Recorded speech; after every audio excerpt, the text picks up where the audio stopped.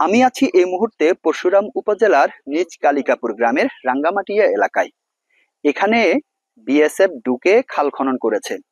এই জায়গাটি হচ্ছে শূন্যরেখা। আন্তর্জাতিক আইনে যেটি বলা আছে, শূন্যরেখার 150 গজের মধ্যে কোনো ধরনের কাজ করতে পারবে না। আইন না মেনে বিএসএফ আজকে কাজটি করেছে।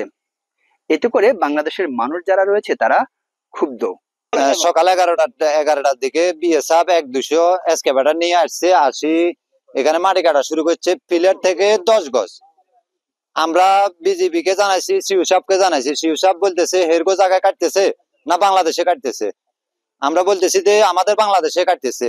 হেরা যেভাবে কাটি দিছে এখন বাংলাদেশটা ভাঙে যাবে। এই যে পিলার থেকে এখানে 10 গজের মধ্যে হেরা আসি এক্সকাভেটর নিয়ে 1-200 বিএসএফ ইয়া করছে। আমরা এলাকাবাসী সবাই মিলি দাওয়া দিছি বা রোধ করার চেষ্টা করছি, যে হেরা শুনে নাই। পরে বিজিবি 1 ঘন্টা পরে আসি বিজিবি এরকো সাথে কি কথা বলছে এতটুকু হেরা কাটি হেরকো কাজ হেরা শেষ করে দিয়ে চলে গেছে। মুখে বাঁধটা বাঁধার পরে ইন্ডিয়ারা কি করছে, এখানে কোনো খাল ছিল না, এখানে নতুন করে আরো একটা খাল করে দিছে। এখানে শত শত হাজার হাজার ফ্যামিলি আছে। এই ফ্যামিলি গুলো পরবর্তীতে কি হবে? এখানে যে জায়গায় কোনো খাল ছিল না, ওরা নিজে ইচ্ছা করে বাংলাদেশের সীমানার মধ্যে আইসা ওরা ইচ্ছাকৃত ভাবে বিএসএফ আইসা এসকেডার নিয়ে আইসা আমাদের এখানে একটা খাল কাটা দিছি। এখনো কাটতেছে, বৃষ্টিতে ভিজে কাটতেছে। বেরিবারটা বাঁধার পরে তাদের পানি যাওয়ার জন্য আবার তারা কি করছে, যে তাদের একটা টিলে আছে, টিলাটা কেটে এখান থেকে একটা খাল আছে, তারা আবার এখান থেকে কাটে দিছে, আবার খাল করে দিছে। আবার বাংলাদেশের ভিতরে পানি গুলো ঢুকে যাবে। কারণ কেন কাটছে তারা যে আমরা আমাদের যে বলামুখে যে বেরিবারটা আছে, এই বেরিবারটা বাঁধার পরে তারা পানি গুলা আর মানে চারদিকে যখন চাপ দিতেছে, তারা তাদের যে একটা টিলে আছে টিলেটা কাটে দিবে পরে আমরা বাংলাদেশের বেরিবানটা একটা টিলার লগে জয়েন করে দিচ্ছি। আমরা বাংলাদেশের টিলার লগে টিলাটা ভারতের অংশ হচ্ছে আর কিছু বাংলাদেশের অংশ হচ্ছে, তাদের অংশের দিকে তারা কাটে দিচ্ছে।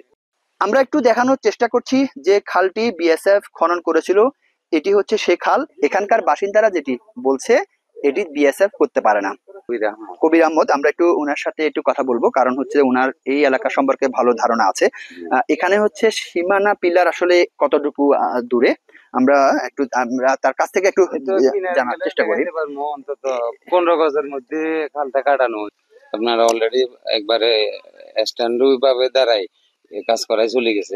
2157 নাম্বার পিলারের 10 গজের মধ্যে এরা প্রায় খনন করে চলে গেছে। এই যে সরা খাল কারণের কারণে আমরা বহুত আতঙ্কের মধ্যে আছি ভাই। এই যে দক্ষিণ ত্রিপুরা ডুবে গেছে, এখান থেকে বিজিবি আজকে এখানে বিজিবি ছিল, আমরা জনগণ বহুত জনগণ ছিল, ওখানে 500 আমরা অনেক লড়াই করছি। তারপর বিজিবি আছে, বিজিবি তার কারণে আমরা সবসময় আতঙ্কের মধ্যে আছি এখন বর্তমানে, কারণ অতীতের অভিজ্ঞতা থেকে আমরা ভয়ে আছি। ফেনী 4 বিজিবির পরিচালক লেফটেন্যান্ট কর্নেল মোশাররফ হোসেন জানিয়েছেন, তাদের সাথে কোনো ধরনের আলাপ আলোচনা না করে শূন্যরেখায় ঢুকে বিএসএফ এই কাজটি করেছে। বাংলাদেশ অংশে নতুন নির্মিত বল্লামুখা বাঁধ হচ্ছে এটি। এই বল্লামুখা বাঁধের কারণে ভারতের উজান থেকে নেমে আসা পাহাড়ি ঢল বাংলাদেশ অংশে ঢুকতে পারবে না।